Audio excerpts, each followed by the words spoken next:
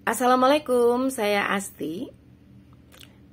Belum lama ini saya dapat pertanyaan melalui chat WA, yaitu tanya tentang gejala awal sebelum mengetahui status HIV. Jadi dia itu kan cerita bahwa seminggu setelah melakukan hal yang berisiko. Jadi berisiko di sini artinya risiko itu kan bisa apa aja ya. Jadi dia melakukan hubungan seks dengan katanya seorang pekerja seksual, dan seminggu setelahnya dia katanya ruam-ruam lah, katanya demam lah dan sebagainya.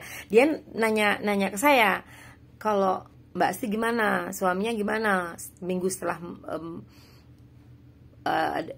sebelum mengetahui status HIV. Tunggu, mungkin cerita kita pastinya ada perbedaan. Perbedaannya begini. Saya itu menikah di tahun 2005. Februari 2005 saya menikah dengan suami.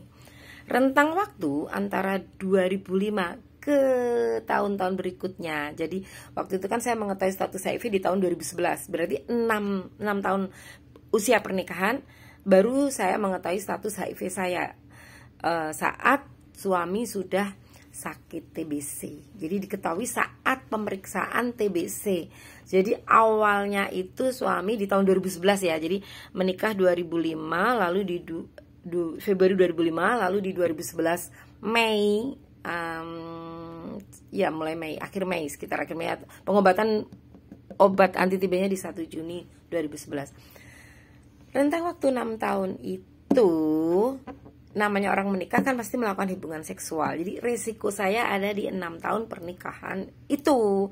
Kemudian tahu statusnya di tahun 2011. Jadi kalau ditanya seminggu setelah melakukan perilaku berisiko, ya saya bingung. Masa saya baru seminggu habis berhubungan dengan suami terus bingung, terus tes, kan nggak mungkin. Taunya kan kita namanya suami istri pasti ada hubungan seksualnya. Kemudian kami punya 2 anak juga. Nggak mungkin dong 2 anak itu hanya karena kita lihat-lihatan aja, kita pegang-pegang aja, kan nggak mungkin. Pasti ada hubungan seksual di situ, dan memang ada risiko di situ. Nah, masalahnya itu tadi. Kalau si penanya yang ada di WA itu, di WA saya itu ngechat, itu kan dia menghubungkan dengan bagaimana dia melakukan perilaku berisiko. Artinya risiko untuk hubungan seksual itu dengan seorang pekerja seksual.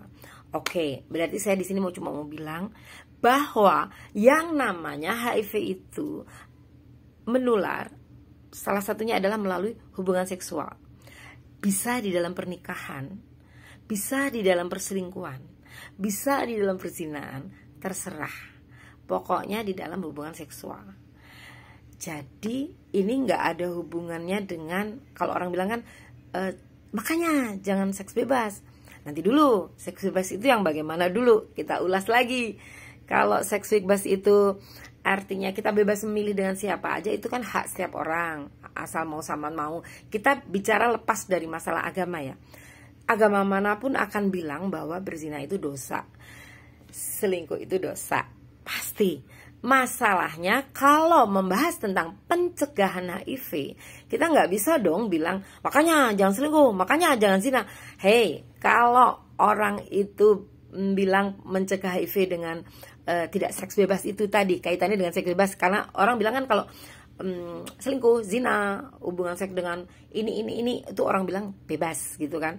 Nah, kalau kaitannya dengan dihubungkan dengan HIV, seluruh dunia ini atau di dalam lingkungan sebuah lokalisasi, entah itu kalau di Jogja di Sarkem, Sunan Kuning di Semarang, apakah Doli ya, dulu ada Doli apakah seisi tempat itu HIV semua? Kan nggak juga. Terus kita sering dengar dong teman kita atau tetangga kita, si Anu selingkuh. Nah, yang selingkuh itu apakah harus HIV juga? Kan nggak juga. Jadi gitu. Jadi saya cuma kembali lagi ke pertanyaan yang masuk ke WA saya tadi. Dia tanya bagaimana apa yang Mbak Asti rasakan dan suami seminggu setelah hubungan berisiko. Satu, saya nggak mikir karena saya ada di dalam pernikahan. Mau seminggu setelahnya, mau setahun setelahnya, nggak ada kepikiran. Cuma waktu di 2011 menginjak 6 tahun pernikahan, suami saya itu pokoknya keluhannya waktu itu batuk, gak sembuh-sembuh. Terus akhirnya screening TB, dan memang diagnosa dari dokter itu memang TBC. Lalu ada konseling. Jadi sebelum tes HIV itu kita melalui konseling. Di dalam konseling itu ditanya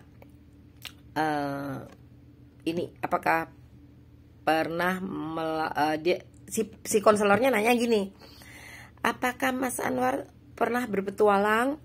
Kita mikirnya polos dong. Oh, berpetualang. Iya, sering kita jalan-jalan ke Bali, ke Bandung, kita naik motor. Kita kan mikirnya berpetualang itu seperti itu. Tapi ternyata yang dimaksud si konselornya itu berpetualang, maksudnya Mas Anwar itu dari cewek ini gitu. Arahnya dia ke situ. Kita kan jadi ketawa. Enggak sih, Bu. Kita petualangannya berdua, jalan-jalan berdua. Nah, menurut saya ketika di ruang konseling itu sudah diarahkan ke hal seperti itu, sepertinya maaf kalau saya juga salah, itu kok jadi mengarah ke seolah-olah orang yang HIV itu pasti berpetualang itu tadi. Nah terus akhirnya digali lagi. Nah diketahui Mas Anwar itu dulu sekitar tahun 90-an 97, 95, 95 itu mulai memakai narkoba suntik putau. Nah begitu konselor dokter mengetahui bahwa oh faktor risikonya dari narkoba suntik, kita dilakukan tes HIV dan dia positif. Lalu saya juga dites positif, yang membuat hari itu saya bersyukur. Waktu saya tes saya bersyukur walaupun positif HIV, karena dua anak kami itu tidak terinfeksi HIV atau negatif. Itu sih, jadi saya selalu mencari hal-hal yang bisa saya syukuri. Kebetulan yang dua anak saya itu negatif, ya sudah. Dan hal yang saya syukuri lainnya adalah suami saya berhenti merokok. Udah gitu ya, saya lihat dia semakin kesini semakin tahu apa arti hidup dan semakin mensyukuri hidup dengan nikmat Tuhan, nikmat Allah ketika dia sakit parah dengan sakit TBC-nya ini ya. Nah itu lalu mulai sembuh TBC-nya, lalu alhamdulillah sehat sampai sekarang, sehat walafiat sampai sekarang.